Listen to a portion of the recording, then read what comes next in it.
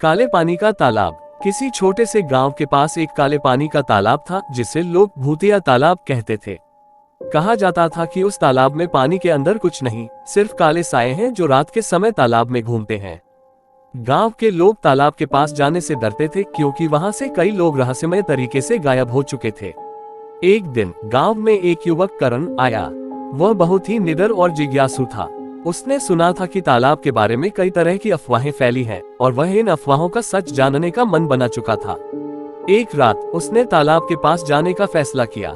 गांव के लोग उसे चेतावनी देते रहे, लेकिन करण ने उनकी बातों को नजरअंदाज किया और तालाब की ओर चल पड़ा।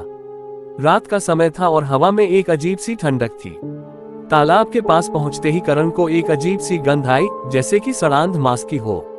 उसे कुछ अजीब महसूस हुआ, लेकिन वह डर के बजाय और करीब जाने लगा।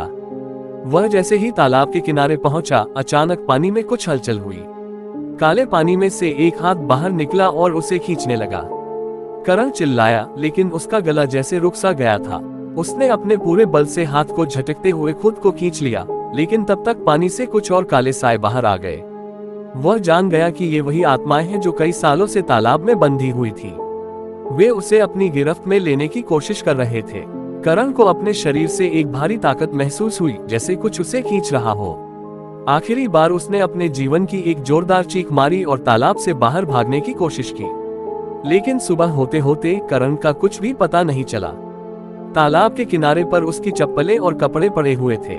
गांव वाले अब भी कहते हैं कि काले पानी का तालाब किसी को भी अपनी चपेट में ले सकता है, और जो एक बार अंदर जाता है वह कभी बाहर नहीं आता।